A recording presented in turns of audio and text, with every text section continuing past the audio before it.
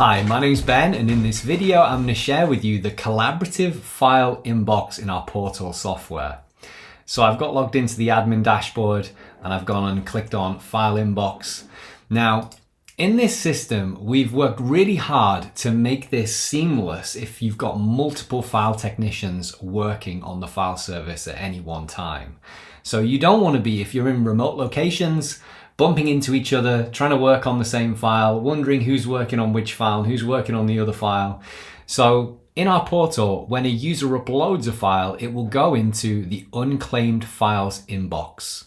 And then you can sort all of these based on what you want to look at. So you can view your files, you can view the files that other technicians have claimed, or you can just view everything.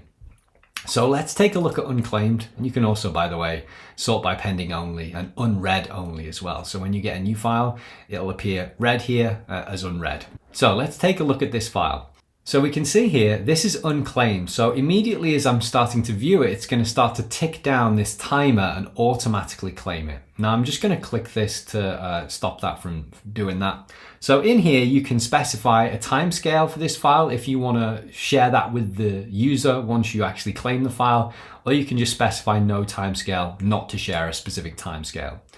So when I claim this, it's going to notify any other technicians that are looking at this file that I've claimed the file.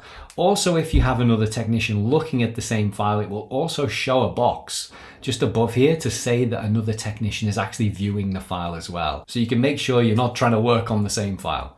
So I'm going to go ahead on here and claim this, and that's going to make this my file. So I'm going to go back to the inbox to show you just some of the other files here. So this is another file. This is one I added earlier. So in here, this is how you can take actions on this file. So you can return the file. You can add any comments here. You can select a quick response. So we can customize this list based on things that you are telling your dealers every single time. So this makes it really easy. You just click that and it pops the message in there. You can drag and drop the file in there and then send it to attach it. You can also add internal notes. So this is a note just for you. Your dealer doesn't get to see this. This is just like an in-house note. So you can maybe take some notes on the file if you need to. You can also raise a charge. You can apply credit and also void the file. And these functions are very simple. You can see them just here. I put a few tests in. So down below here, this is an entire timeline, and it's like a chat-based thread of what's happened on the file. So the user uploaded the file initially. You can download that ORI file. If you've got the bot, you can also send to the bot for automation. It's then going to share all of the credit-based transactions.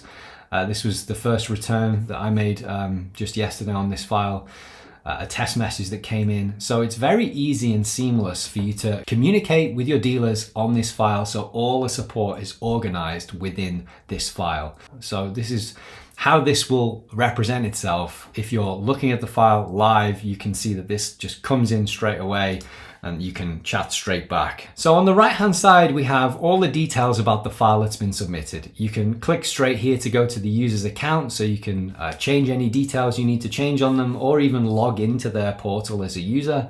You can see any discounts that they've been given or earned through the tier discount system. You can also see if this user is on custom pricing. This will all show there.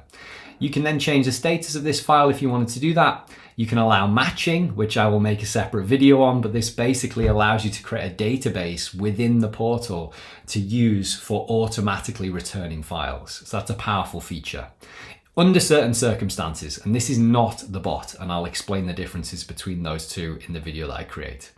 You can then see all the details about the actual vehicle itself, what stage has been selected. You can see the transmission, the tool, the reg, and the ECU type.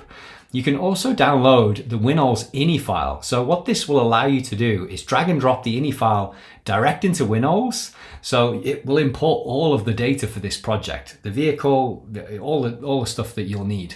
So you're not having to type all of that stuff out. So this is a really handy little hack. And then as we go down here, you can see that we've got a specific DTC disable option selected. So in our enhanced portal, we have integrated all of the DTC codes. We've got 7,700 DTC codes.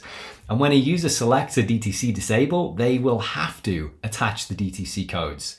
And you can see here, if you hover over these, it will actually give you the meaning of these codes, what they are as well. So that's just a handy little thing so that you know exactly what you're working on. And then below here, we've got the vehicle performance estimated gains that they can expect for this particular vehicle. And if stage 2 and stage 3 are available for this vehicle as well, it will also show that too. And then lastly below, the total for this file. And if you hover over that total, you can actually see the cost breakdown. So all of the charges that have gone against this file. And this includes if you've added extra charges. So you can see just there, we've got extra charges in here, and that was displayed over there. So this is our file inbox. This is how you can return files. I hope that's been helpful, and I'll see you on the next video.